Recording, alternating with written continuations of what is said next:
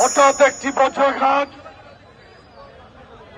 জুলাই আন্দোলনের অত্যন্ত পরিচিত ইনকলাব মঞ্চের মুখপাত্র শরীফ ওসমান হাদিকে হত্যা চেষ্টা, এটা কিন্তু অনেক পুরনো ষড়যন্ত্রের একটি জাল মনে হচ্ছে।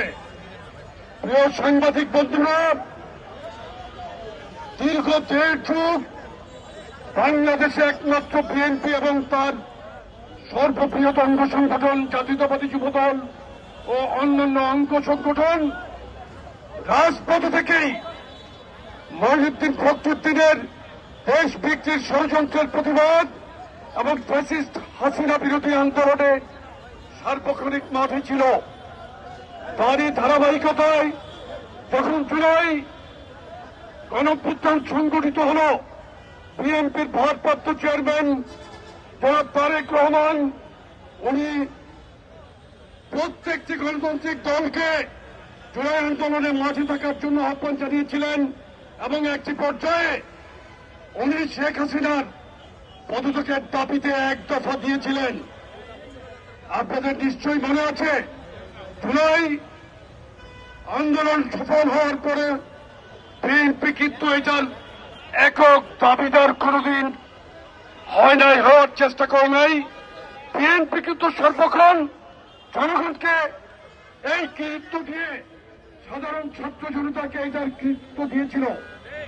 আজকের এই তাৎক্ষণিক প্রতিবাদ মিছিল উপস্থিত আছেন বাংলাদেশ জাতীয়তাবাদী যুবদলের সংগ্রামী সাধারণ সম্পাদক, এই যে ঢাকা বিশ্ববিদ্যালয় থেকে বেড়ে ওঠা মেধাবী নেতৃত্ব সাবেক ছাত্রতা নুর ইসলাম নয়ন, উপস্থিত আছেন ঢাকা মহানগর দক্ষিণ যুবদলের সংগ্রামী আহ্বায়ক খন্দকার এনামুল হক, ঢাকা মহানগর উত্তর যুবদলের সংগ্রামী আহ্বায়ক শরীফুদ্দিন জুয়েল,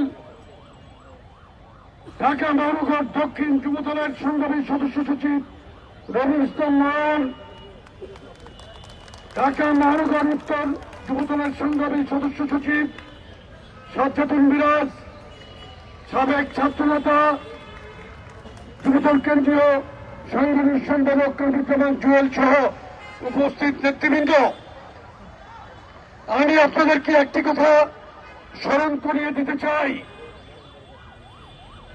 বাংলাদেশের নির্বাচনী ট্রেন যখন চলতে শুরু করল, তখন ষড়যন্ত্র এবং বারুদের গন্ধ কিন্তু একাকার হয়ে গেল।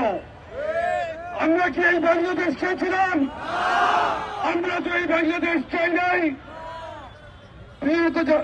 জনাব তারেক রহমান বলছিলেন, পরাজিতরা যদি বিজয়ীদের হাতে নিরাপদ থাকে, সেটাই বিজয়ের আনন্দ। আমরা কিন্তু বাংলাদেশে এই অভ্যুত্থানের পর, গণঅভ্যুত্থানের পর থেকে কিন্তু বাংলাদেশে আমরা এমনভাবে রাজনীতি করছি, মানবিক রাজনীতি করছি, মানবতার রাজনীতি করছি। আমরা কিন্তু মাঠ ছাড়ি নাই। এই যে সন্ত্রাসের বিরুদ্ধে কিন্তু যুবদল রাজপথে থেকে মোকাবেলা করবে। রাজনীতিকে আমরা, অপরাজনীতিকে আমরা সংগ্রামের রাজনীতি দিয়ে মোকাবেলা করব।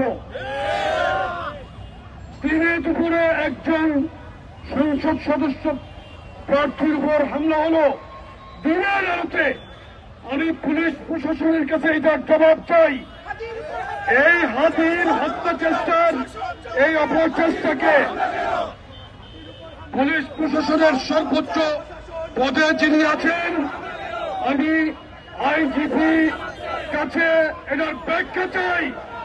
এখনো পর্যন্ত কেন একটি আসামিও গ্রেপ্তার করতে পারলেন না আপনি? এই পদে থাকার সম্পূর্ণ অধিকার আপনি হারিয়ে ফেলেছেন। আগামী 24 ঘন্টার মধ্যে অবিলম্বে এই হত্যা চেষ্টাকারীদের গ্রেপ্তার করতে হবে। আর একটি কথা বলতে চাই, যারা এতদিন গুপ্ত রাজনীতি করেছে, তারা এখন গুপ্ত সন্ত্রাস, আওয়ামী সন্ত্রাস একাকার হয়ে গেছে। ঢাকা মেডিকেল কলেজে, এই ঢাকা নির্বাচনী আসন থেকে বিএনপি মনোনীত প্রার্থী ছিলেন একজন বর্ষিয়ান জননেতা জনাব মির্জা আব্বাস উনি যখন ঢাকা মেডিকেলে ওসমান হাদিকে দেখতে গেল, ওই গুপ্তরা আবারও মব সৃষ্টির চেষ্টা করলো। আমরা কি এই বাংলাদেশ চেয়েছিলাম যে মুরব্বীদের সাথে এই বেয়াদবি?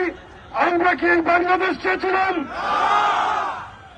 আমরা তো দুজনের কোন মুরব্বী নেতাদের সাথে এই ধরনের আচরণ করবে, কারণ আমাদের দল আমাদেরকে এই শিক্ষা দেয় নাই। আমাদের নেত্রী আজকে হাসপাতালে চিকিৎসাধীন, সারা বাংলাদেশের মানুষ ওনার জন্য দোয়া করছে, কারণ উনি একজন সহনশীল রাজনীতিবিদ ছিলেন। উনি গণতন্ত্রের জন্য লড়াই করেছেন। আজকে উনি হাসপাতালে চিকিৎসাধীন। আমরা বাংলাদেশের মানুষকে ধন্যবাদ দিয়েছি, কৃতজ্ঞতা জানিয়েছি। মহান আল্লাহর কাছে আমরা শুকরিয়া আদায় করেছি। প্রতিনিয়ত আমরা দেশ নেত্রীর সুস্থতার জন্য দোয়া করছি। ঠিক এই মুহূর্তে আরেকজন সহযোদ্ধা, যিনি রাজপথে একজন উচ্চকিত একজন সচ্চা বিপ্লবী, আমার সেই বিপ্লবী ভাইয়ের রক্ত জন্য এখন পর্যন্ত পুলিশ এবং এই পুলিশ প্রশাসন একজন সন্ত্রাসীকেও ধরতে পারল না। আজকে আমি মনে করি সকল রাজনীতিবিদ অরক্ষিত হয়ে গেছে। কিছুদিন পূর্বে মিরপুরে আমাদের যুবদলের একজন নেতাকে হত্যা করা হল। পল্লবীতে গোলাম কিবরিয়াকে, আরো কে কখন বুলেটের টান কেটে আছে আমরা কেউ জানি না। আমরা এমন বাংলাদেশ চাই না। আমরা চাই এই আমাদের আরেক সংসদ সদস্য প্রার্থীকে চট্টগ্রামে গুলি করা হয়েছিল, এরশাদুল্লাহকে। আমরা সকল হত্যার অপচেষ্টাকারীদের অবিলম্বে গ্রেফতারের দাবি জানাই। আমরা আর কোন রক্তপাত দেখতে চাই না। আমরা গুপ্ত রাজনীতি করি নাই। সারা জীবন আমরা জনসাধারণের সাথে মিশে রাজনীতি করেছি, জেল কেটেছি, অত্যাচারিত হয়েছি, পরিবার নিয়ে পালিয়েছি, তারপরেও রাজপথ ছাড়ি নাই। আমরা রাজপথ থেকে বেড়ে ওঠা শহীদ রাষ্ট্রপতি জিয়াউর রহমানের আদর্শের সৈনিক, যিনি এই বাংলাদেশকে ভালোবেসে নিজের পরিবারকে বিপদে রেখেও স্বাধীনতার যুদ্ধের ঘোষণা দিয়েছিলেন, রণাঙ্গনে থেকে যুদ্ধ করেছিলেন।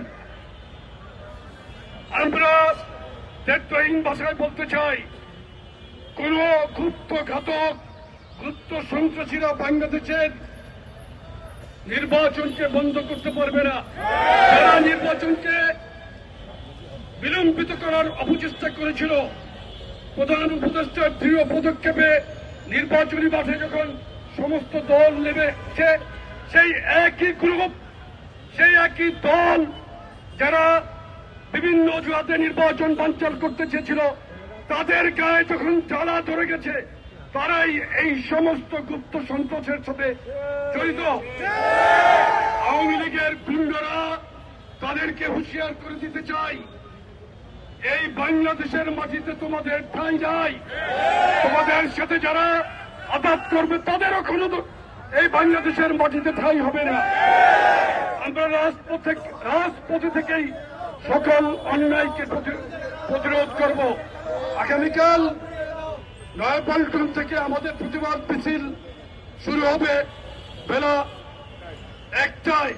আপনারা সকলে আগামীকালের সর্বোচ্চ প্রস্তুতি নিন। পাড়ায় মহল্লায় সজাগ দৃষ্টি রাখবেন। কোন গুপ্ত সন্ত্রাসীদের কোন ঠাঁই বাংলার মাটিতে হবে না। সকলকে ধন্যবাদ জানিয়ে অবিলম্বে শরীফ ওসমান হাদির হত্যা চেষ্টাকারীদের গ্রেফতারের দাবিতে আমরা আমাদের আজকের এই কর্মসূচি শেষ করলাম। সকলকে ধন্যবাদ। প্রিয় সাংবাদিক ভাইদের মাধ্যমে সকল মিডিয়ার ভাইদের প্রতি আমাদের এই বার্তা, রাজনৈতিক বার্তা পৌঁছে দেওয়ার আহ্বান জানিয়ে বক্তব্য শেষ করছি। সকলকে ধন্যবাদ।